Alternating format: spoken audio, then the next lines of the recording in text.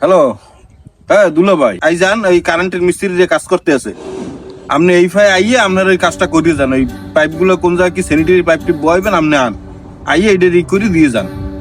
হয় ভাই, একটু আন প্লিজ। ওস্তাদ কতক্ষণ ধরে ফোনটা খালি চিল্লাই, একটু কথা কইয়ে লও।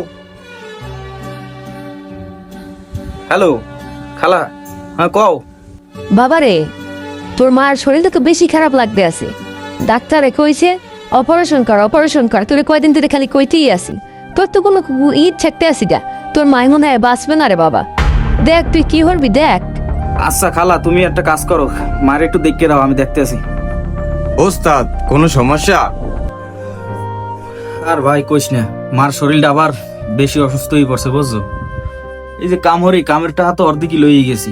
মাঝনে তার টাকা চাইলেও তো দেবে না মনে হয়।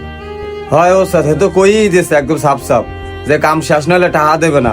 এবার একটু তুমি কইই দাও হাত ধরে, খালার চিকিৎসা একটু করো। আরে ভাই, কতক্ষণ ধরে ফোন দিতে আছে, আপনার ফোনটা ধরবেন না? আমার মিস্ত্রি বই রয়েছে, আপনি রড পাঠান কথা 2 মিনিট সকালবেলা পাঠান নাই কেন? তাড়াতাড়ি পাঠান। হ্যাঁ কি হয়েছে, কি ভালো লাগবে কোনো? তোরা বেড়া এই 100 দিতে পারো না লিস্ট, বারবার এটা লাগবে ওটা লাগবে, একবারে দিবি একবার এনে দেবো। না সাহেব, মাল লাগবে না। ওই বাড়িতে ফোন দিয়েছিলে খালায়, মার শরীরে অনেক অসুস্থ, যদি কয়টা টাকা দিতেন। এবার তোকে সমস্যাই তো এইটাই, কাম নেওয়ার আগে পিছে পিছে ঘুরতে থাও, তারপর যাই কাম নেওয়াই যায় বাজাইয়া দিয়েই অমনে টাহা ভাই আজকে এই কয়টা দেন, 500 এই কয়টা দেন। এ যে কয়টার কাম হরামু হ্যাঁ তো অর্ধেকের বেশি নেওয়াই গেছে তো, আর বাহি আছে কয়টা কাম তো রয়ে গেছে, এখনো রাজ্যের কাম রয়ে গেছে। এই শেষ করবি টাহা, এরপর টাহা দেবো। এখন আমাদের একটাও নাই, ঠিক আছে? এখন কোন টাকা পয়সা হইবে না। কয়দিন যায় এর হোগায় ব্যথা, বউর হোগায় ব্যথা, মায়ের পেট ব্যথা, এর টাহা দাও ওর টাহা দাও। কে টাহা কি আমি গাছ লাগাই বই দিছি? যা ভাই এখন মনে মাফ কর, ঠিক আছে? টাকা পয়সা।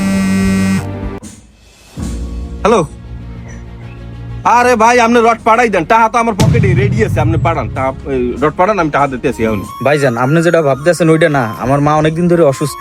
আপনি যদি আজকে কয়টা টাকা দিতেন ভালো হইতো। আপনার কাজ আমি রাত্রে করে দিব অনেক। ভাই তোর কোনো এক্সকিউজ আমার হন্তিস না, ঠিক আছে? তুই যা, তুই তোর কাম হোক, গেলে হলোটা করবি। যা যা ভাই, যা।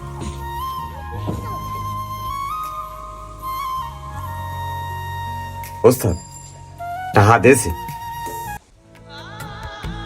না রে ভাই, গরিবের কষ্ট কি আর বড় লোকের সোহে বাজে?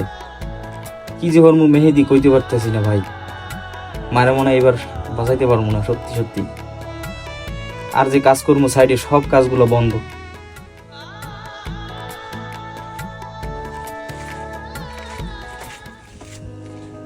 কই শালা বাবু? হ্যাঁ আইছেন, বন ভাই। ওরে যে গরম পড়ছে, ওরে ভাই আপনার দেখে আর মনটা শান্তি লাগতে আছে। আপনি আইছেন ভালো হইছে। ই করেন, আপনি তাড়াতাড়ি একটু মাপজব দিয়া, ঠিক আছে? আপনার স্যানিটারি কাজটা আপনি তাড়াতাড়ি উঠে গেলেন, আমার বাথরুম করে কমপ্লিট করে দেন। আমি টাইলস লাগাম, বুঝছেন? কাম তো করমুই, কাম করার লগিয়ে আইছি। তো একটা জিনিস দেখলাম, মিস্ত্রিরে দেখলাম গাম পরে হইলে সোহের পানিও পরে, সমস্যা কি? আর দূর দুলো ভাই, আপনি দুলো ভাই আছেন, দুলো ভাই থাকেন, আপনি ওই লেবার হিসাব মিলাইতেন না। অগো একটা নসল্লা সোহের পানি, সোহের পানি মাতারি গুনান হালাইতে পারলেই বাস। খালি টাহা চায়, বুঝছেন? আপনি টাহা দিছি কয়েকবার, এখন আবার টাহা চায়।